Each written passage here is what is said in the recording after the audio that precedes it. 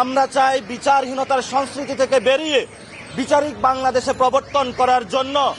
এই জন্য সমাজের গণ্যমান্য ব্যক্তিবর্গ যারা রয়েছেন, আমরা যদি হাদি ভাইয়ের যে ইনসাফের প্রার্থীকে বিজয়ী করতে পারি, তাহলে ইনশাল্লাহ আজাদির লড়াই আমাদের সাকসেসফুল হবে।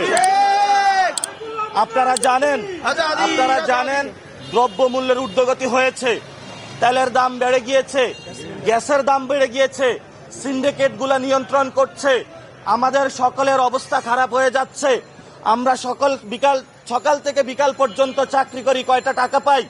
এই টাকা গ্যাস আর তেলের পিছনে চলে যাচ্ছে, বাচ্চার দুধ কিনা যাচ্ছে না।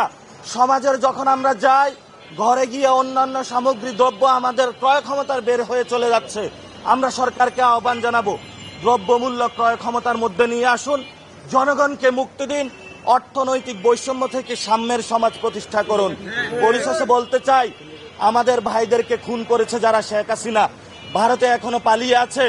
সরকারকে বলবো দ্রুত গতিতে শেখ হাসিনাকে ফিরিয়ে আনুন, কারণ এই ইলেকশনের আগে আমাদের আরো দুইটি প্রতিশ্রুতি ছিল, একটি হলো সংস্কার, আরেকটি হলো বিচার। আমরা চাই যদি শেখ হাসিনার বিচার হতো, আজকে মুসাব্বির খুন হতো না। যদি শেখ হাসিনা বিচার হতো, আমার হাদি ভাই আজকে খুন হতো না। আজকে যদি শেখ হাসিনার বিচার হতো, ভবিষ্যৎ বাংলাদেশ আর খুনের নজরানা আমাদের সামনে থাকতো না। এই জন্য সকল খুনের আমরা বিচার চাই।